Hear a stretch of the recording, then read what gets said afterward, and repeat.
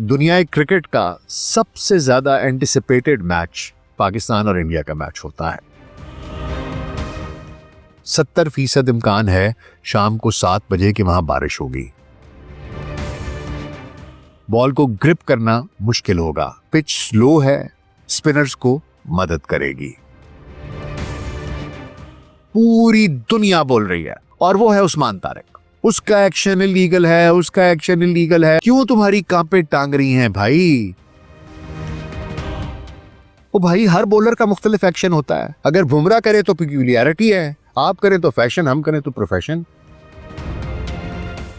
उसने धोनी की मूवी देखी, जो धोनी की फिल्म आई भी है। कहता है इस मूवी से मैं इंस्पायर हुआ कि यार अगर ये कर सकता है तो मैं भी कर सकता हूं। कहता है पहली प्रेडिक्शन कि ऑस्ट्रेलिया जिम्बाब्वे से हार जाएगा। दूसरी प्रेडिक्शन उसने बताई कि नेपाल वेस्ट इंडीज को हरा देगा। और तीसरी प्रेडिक्शन उसने बताई कि पाकिस्तान हिंदुस्तान को हरा देगा।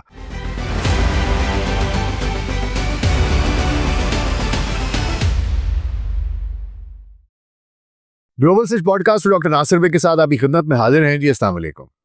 T20 वर्ल्ड कप में पाकिस्तान आज अपना अगला ग्रुप मैच रिवायती हरीफ भारत के खिलाफ खेलने जा रहा है प्रेमादासा स्टेडियम कोलंबो में। मैच पाकिस्तान के वक्त के मुताबिक 6:30 बजे और मकामी वक्त के मुताबिक 7 बजे शुरू होगा।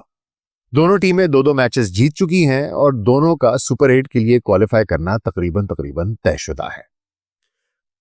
मैच में क्या होगा क्या नहीं होगा, कौन कैसा खेलेगा कौन कैसा नहीं खेलेगा, मैच से पहले ही बहुत सारी कंट्रोवर्सी है जो ये मैच अब तक एक्यूमुलेट कर चुका है। एक तो ये कि दुनिया क्रिकेट का सबसे ज्यादा एंटिसिपेटेड मैच पाकिस्तान और इंडिया का मैच होता है और इस दफे ये कुछ और भी ज्यादा लोगों की निगाहें इसकी तरफ है 2 वजूहात की बिना पर। एक वजह तो ये है हुजूर के पाकिस्तान ने मैच खेलने से इनकार कर दिया था बांग्लादेश के साथ यकजहती के तौर पर, और उसके बाद जब आईसीसी आया, उसने बातचीत की, बांग्लादेश को सेटिस्फाई किया, मोहसिन नकवी के साथ बात हुई, बाकी लोग बीच में पड़े, तो पाकिस्तान ने मैच खेलने का फैसला कर लिया। तो इसलिए बड़ी कंट्रोवर्सीज के बाद हम यहां तक पहुंचे हैं कि आज का ये मैच होने जा रहा है। अब इससे पहले कि मैं दूसरे पॉइंट के ऊपर आऊं, मैं आपको बताता चलूं कि मैच के हालात और वाकयात क्या हैं। पाकिस्तान और हिंदुस्तान आपस में आखिर कितने मैचेस खेल चुके, मुख्तलिफ फॉर्मेट्स में क्या रिजल्ट रहे, किसका पलड़ा भारी है किसका पलड़ा भारी नहीं है, क्या कहानी है। दोनों टीमें 2-2 मैचेस जीत चुकी हैं और दोनों का सुपर 8 के लिए क्वालिफाई करना तकरीबन तय है। 2 बातें हैं हुजूर जिस पर बात हो रही है। एक, टीम क्या खिलाई जाए, मैच कैसा होगा, खिलाड़ी कैसे खेलेंगे, क्या मामला होगा कैसे नहीं होगा, और दूसरा है उस्मान तारिक।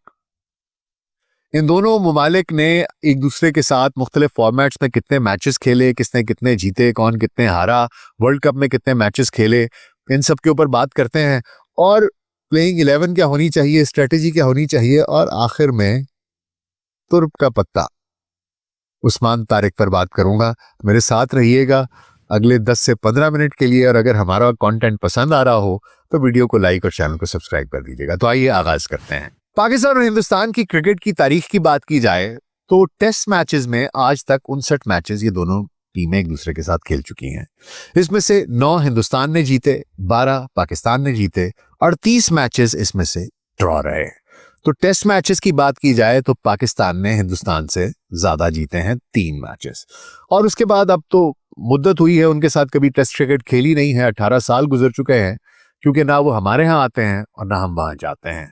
तो इसलिए पाकिस्तान और हिंदुस्तान की टेस्ट क्रिकेट का तो लगता है कि ये टोटल आगे बहुत लंबे अरसे तक चलने वाला है। कम से कम जब तक मेरा नंदू वहां पर हुकूमत कर रहा है तब तक तो ये मुझे मुमकिन दिखाई नहीं देता कि पाकिस्तान और हिंदुस्तान की टेस्ट क्रिकेट बहाल हो। इसके बाद आ जाते हैं जनाब वनडे क्रिकेट की तरफ। तो वनडे क्रिकेट में दोनों टीमें 136 मरतबा मद्दे मुकाबिल हुई हैं। इसमें से 58 मैचेस इंडिया ने जीते हैं और 73 दफा पाकिस्तान फतहयाब रहा है। टाइज कोई भी नहीं है, लेकिन 5 ऐसे मैचेस हैं जिनका कोई रिजल्ट नहीं हुआ। जब बारिश हो गई अगर देखा जाए तो, अगर वनडेज में भी देखा जाए तो पाकिस्तान ने हिंदुस्तान से कोई तकरीबन 15 मैचेस ज्यादा जीते हैं। T20 इंटरनेशनल्स की बात करूं तो कुल 16 मैचेस खेले गए हैं, 13 हिंदुस्तान ने जीते हैं और 3 में पाकिस्तान फतहयाब रहा है। इसमें उनका पलड़ा हमसे भारी है। अगर वर्ल्ड कप्स की बात करूं तो ओडीआईज में टोटल 8 मैचेस पाकिस्तान और हिंदुस्तान के माबैन खेले गए और 8 के 8 हिंदुस्तान में जीते। अगर हम बात करें T20 वर्ल्ड कप्स की तो इसमें भी 8 मैचेस खेले गए हैं, जिसमें से 7 हिंदुस्तान ने जीते हैं और 1 पाकिस्तान ने जीता है।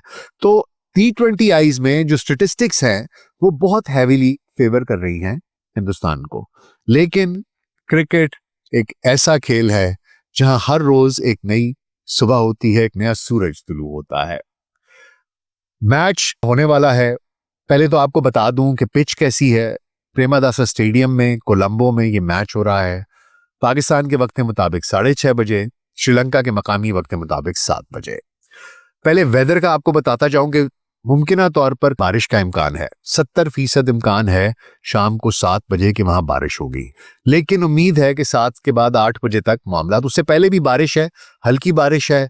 5-6 बजे तेज होगी, 7 बजे भी तेज होगी और फिर कहीं 8 बजे जाके रुकेगी। तो मुमकिन है कि मैच थोड़ी ताखीर के साथ शुरू हो। इसका यह भी मतलब है कि आउटफील्ड गीली होगी, बॉल को ग्रिप करना मुश्किल होगा, बाउंड्रीज इतनी आसानी से ग्राउंड शॉट्स जाएंगी नहीं। ये सारी चीजें पहले सोचने वाली हैं। पिच की बात करूं तो जो इतलात मेरे पास है, जो खबरें मेरे पास हैं, पिच स्लो है, स्पिनर्स को मदद करेगी। फास्ट बॉलर्स की पिच नहीं होगी, इसलिए बहुत ध्यान से खेलना। शुरू के ओवर्स में स्कोर करना आसान होगा। This is what the pitch and the conditions and the weather tells us. आइए अब जरा टीम की बात कर लेते हैं। पाकिस्तान की टीम अच्छा खेल रही है, एक अच्छा रिदम बना हुआ है, एक अच्छा कॉम्बिनेशन बना हुआ है। बहुत से लोग ये कहेंगे कि इसी टीम के साथ जाना चाहिए। बैटिंग ऑर्डर में मैं कोई तब्दीली नहीं चाहूंगा, विकेट कीपर में मैं कोई तब्दीली नहीं चाहूंगा, स्पिन डिपार्टमेंट में मैं कोई तब्दीली नहीं चाहूंगा। लेकिन मैं ये सजेस्ट करूंगा कि शाहीन शाह अफरीदी की जगह सलमान मिर्जा को खिलाया जाए। उसकी वजह यह है कि शाहीन अफरीदी अभी तक ये समझता है कि उसकी पेस 145-144 के करीब है, जबकि ऐसा है नहीं। दूसरी बात यह है कि शाहीन शाह अफरीदी के पास वो वेरिएशंस नहीं है, वो अपनी स्पीड को कम नहीं करता, उसके पास स्लोअर वन अच्छा नहीं है। वो ब्लॉक होल में डालने की कोशिश करता है, यॉर्क करने की कोशिश करता है, गुड लेंथ पर मारने की कोशिश करता है, बॉल को अंदर स्विंग करने की कोशिश करता है। और अगर बॉल गीला है, ग्राउंड गीला है, पिच स्लो है, हमने देखा है कि उसको पहले 2 मैचेस में बहुत ज्यादा मार पड़ी है। इसलिए हाँ, वो बैटिंग लाइनअप में बिल्कुल एट द एंड वो आपको हो सकता है कि 12-15 रन की एक इनिंग खेल जाए, लेकिन उसने 24 गेंदें करानी है। 24 गेंदों में आप उसको छुपा नहीं सकते। मेरा अपना ये ख्याल है कि उसकी जगह सलमान मिर्जा को खिलाना चाहिए। उसके पास वेरिएशंस अच्छी हैं, वो दिमाग इस्तेमाल करता है, और मेरे ख्याल में जो कंडीशंस हैं, जिस तरह की स्लो पिच है, वहां पर शाहीन शाह अफरीदी से ज्यादा सलमान मिर्जा कारआमद हो सकता है। ठीक है, बैटिंग लाइनअप में थोड़ा सा आपको एक ट्रेड ऑफ करना पड़ेगा, but as far as I am concern, I would pick Salman Mirza over Shaheen Shah Afridi. Management क्या फैसला करती है ये उनका आखिरी फैसला है, लेकिन मैं अगर टीम मैनेजमेंट में हूं तो मैं सलमान मिर्जा को खिलाऊं। अब आ जाते हैं जी वो बात जिसके ऊपर सारी कहानी शुरू हुई है, पूरी दुनिया बोल रही है, और वो है उस्मान तारिक। उसका एक्शन इलीगल है, उसका एक्शन इलीगल है, उसका एक्शन इलीगल है। ओ भाई, क्यों तुम्हारी कांपे टांग रही हैं भाई? क्या प्रॉब्लम हो गई है? डरे क्यों हुए हो? अरे खेल है भाई, कोई जंग थोड़ी ना है कि हम तुम्हारे वो गिरा देंगे। क्या थे, हाँ, राफेल तुम्हारे, वो गिरा देंगे। कोई सिंदूर विंदूर थोड़ी है भाई। क्रिकेट है, क्रिकेट की तरह खेलो। तुम लोगों की तो हालत पतली हुई भी है। कभी गवास्कर जाके किससे कुछ कहता है, कभी कोई बोलता है ये देखो हाथ ऐसे है, ये देखो हाथ वैसे है। भाई, हमने अपने घर में उसको टेस्ट करवा लिया था पीएसएल में, आईसीसी ने क्लियर किया है, 15 डिग्री क्लियर है। आप लोगों को बता दूं कहानी क्या है। देखिए, जब आप बॉल करते हैं, आप इस तरीके से एक्शन लॉक करते हैं तो हर कोई अपना हाथ पेंट करता है। फास्ट बॉलर हो, स्पिनर हो, तो वो ऐसे करेगा। जब वो बॉल डिलीवर कर रहा होता है तो बहुत से लोग हाथ स्ट्रेट नहीं रख सकते, तो हाथ थोड़ा सा मुड़ा होता है। और फिर जब आप डिलीवर करते हैं तो आपका ये जो बेंड है, अगर ये 15 डिग्री से ज्यादा हो और आप उसके बाद इसको हाथ को सीधा करें तो ये एक जर्क आता है, जिस तरह थ्रो करते हुए जर्क आता है। ये इलीगल है, ये चकिंग के जुमरे में आता है, नॉट अलाउड है। फिर कहा जाता है कि ये बंदा बट्टा मार रहा है, भट्टा मार रहा है, चकिंग कर रहा है। जितने भी टेस्ट हुए हैं उसमें उस्मान तारिक का एक्शन 15 डिग्री से कम बनता है, उसकी स्ट्रेटनिंग भी कम है। दूसरी बात ये होती है कि आपका बाजू इससे नीचे तो नहीं है, उसका बाजू भी इससे नीचे नहीं है। कहते हैं जी साइड आर्म एक्शन है। लसित मलिंगा क्या कराता था? और वो जो आपका बुमराह है, बुमरो वो किस तरीके से बॉल डिलीवर करता है, एक पिक्यूलियर एक्शन है। मुरलीधरन का कैसा था? वो भाई हर बॉलर का मुख्तलिफ एक्शन होता है। अगर बुमराह करे तो पिक्यूलियरिटी है, आप करें तो फैशन, हम करें तो प्रोफेशन। ये किस किस्म की भाई आपकी वो है? रोना पिटना डाला हुआ है तुमने। कभी कोई बात करता है, कभी कोई बात करता है। He is cleared by ICC. अब आपको बात बताता चलूं, अश्विन जो है वो हिंदुस्तान का एक बहुत मायनाज किस्म का स्पिनर है। उसने इसका एक्शन देखा है और उसने कहा कि भाई इसका एक्शन क्लियर है, तुमने क्या रोना पिटना डाला हुआ है। और उसने एक बड़ी जबरदस्त बात की कि आप बैट्समैन को तो ये इजाजत देते हैं कि वो हाथ से स्विच भी कर लेता है, राइट आर्म लेफ्ट आर्म चला जाता है, उसको तो आप कुछ नहीं कहते। बॉलर कमिट कर चुका हुआ है, वो कमिट करने के बाद बॉल डाल चुका हुआ है और बैट्समैन अपना हाथ स्विच करके लेफ्ट हैंडर बनता है और उसको पकड़ के छक्का मार देता है। बॉलर को तो आप डिसएडवांटेज देते हैं। मतलब बैट्समैन को भी अगर कोई डिसएडवांटेज है, एक पॉज है।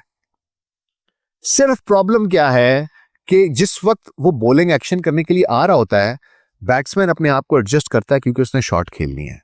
जैसे ही बैट्समैन अपने आप को एडजस्ट करता है, वो एक सेकंड का पॉज देता है और उसके फुटवर्क को देखकर अपनी बॉल की लाइन को और लेंथ को एडजस्ट करता है, जिसकी वजह से उसको खेलना बहुत मुश्किल है।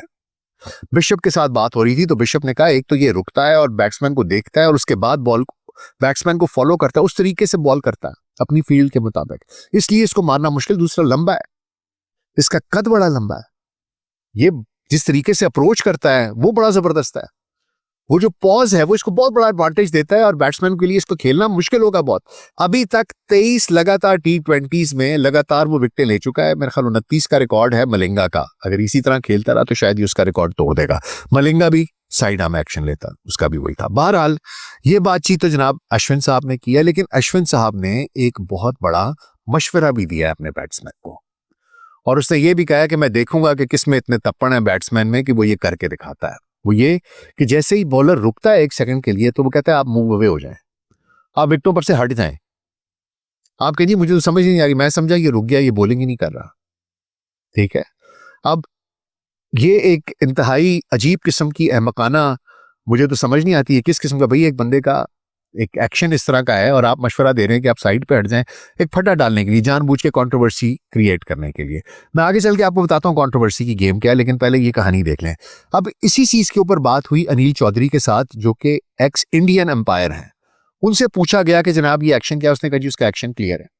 फिर कहा जी कि क्या है, उसने कहा जी कि ये हो सकता है कि बैट्समैन मूव अवे कर जाए, वही बात जो अश्विन ने की थी।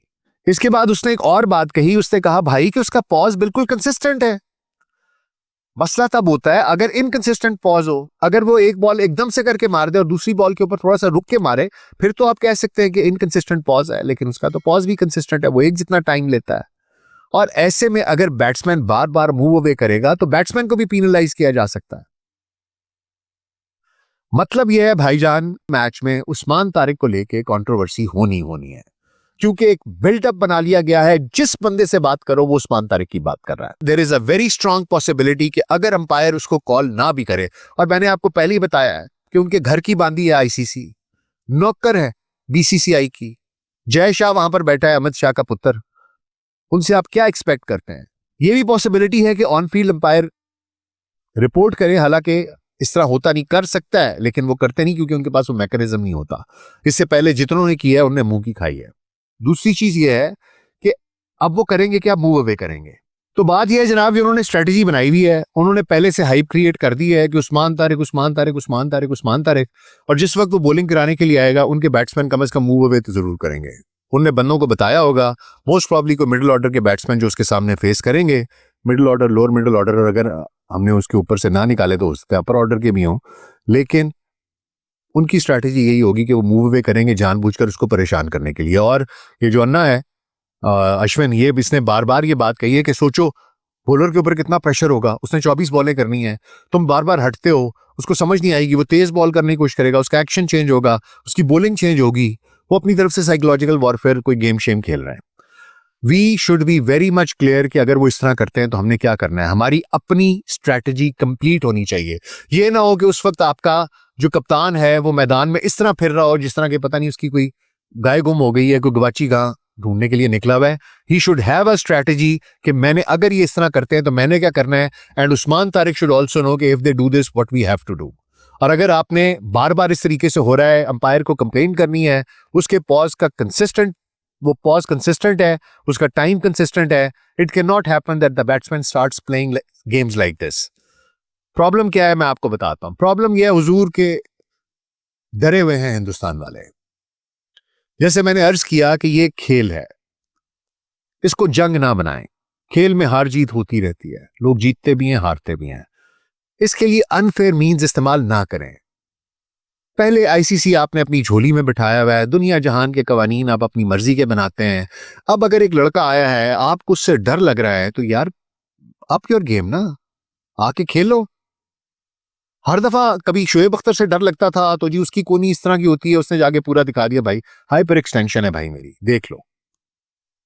सईद अजमल नहीं खेला जाता था तुमसे, करवा दिया जी, ये तो इसका 15 डिग्री से ज्यादा है। बिल्कुल ठीक है। आपका चाहे हरभजन खेले, आपका चाहे बुमराह खेले, आपके चाहे दूसरे बॉलर खेले, वो बिल्कुल ठीक है। लसित मलिंगा इधर से बॉल मारे, वो ठीक है। जो भी है एक कंसिस्टेंसी होनी चाहिए सबके लिए, रूल्स एक जैसे होने चाहिए। मामला ये हुजूर के हिंदुस्तान इस वक्त डरा हुआ है। ये वो साइकोलॉजिकल गेम्स तो जो वो खेल रहे हैं सो खेल रहे हैं, हकीकत यह है कि अंदर से ना उनकी कांपे टांग रही हैं, क्योंकि उनको पता है कि ये मैच उन्होंने हार जाना है। It is going to be very much difficult for them, इसलिए कि उनके ऊपर बहुत ज्यादा प्रेशर है, बहुत ज्यादा प्रेशर है। और पाकिस्तान की टीम जो पहले खेला करती थी, जो ये बड़े बड़े नामों के साथ आया करते थे कि नहीं जी हमने इसको भी खिलाना है, इसको भी खिलाना है, शुक्र अल्हम्दुलिल्लाह कि वो बड़े नामों के साथ नहीं जा रहे। अपने मैच की स्ट्रैटेजी बनाते हैं, पिच देखते हैं, कंडीशंस देखते हैं, अपोनेंट टीम देखते हैं और उसके मुताबिक टीम सेलेक्ट करते हैं। कोई बैगेज लेके नहीं आ रहे। बाबर आजम भी खेल रहा है तो इस वजह से खेल रहा है कि उनको दरमियान में एक बंदा चाहिए जो कि शीट एंकर का रोल प्ले करे और उसके इर्द गिर्द पूरी टीम चले। शाहीन अफरीदी भी इसलिए खेल रहा है कि उनको लगता है ये बाकियों से बेहतर है, लेकिन मेरा अपना ये ख्याल है कि कल के मैच के लिए they should play Salman Mirza. तो इसलिए पाकिस्तान की टीम जीत रही है, ऑस्ट्रेलिया को मारा है, अभी तक सारी मैचेस जीते हैं T20 के, दोनों जो वर्ल्ड कप में हुए हैं। और मेरा ख्याल है कि Pakistan is on a high, हमारे स्पिरिट्स भी आई होंगे और हमारे लड़के लड़ेंगे भी। और मैं आपको एक मजे की बात बताऊं, इससे पहले कि वो मजे की बात बताऊं, आपको एक और भी बात बताऊं कि उस्मान तारिक जिसको इतना बुरा भला कह रहे हैं, उसका एक इंटरव्यू मैं सुन रहा था तो उसने कहा कि मुझे लग रहा था कि शायद मैं क्रिकेट नहीं खेल सकूंगा और मैंने क्रिकेट का ख्वाब छोड़ दिया और मैं दुबई में चला गया, वहां पर सेलमैनी शुरू कर दी। वहां पर उसने धोनी की मूवी देखी, जो धोनी की फिल्म आई हुई है, वो मूवी देखी। कहता है उस मूवी से मैं इंस्पायर हुआ कि यार अगर ये कर सकता है तो मैं भी कर सकता हूं।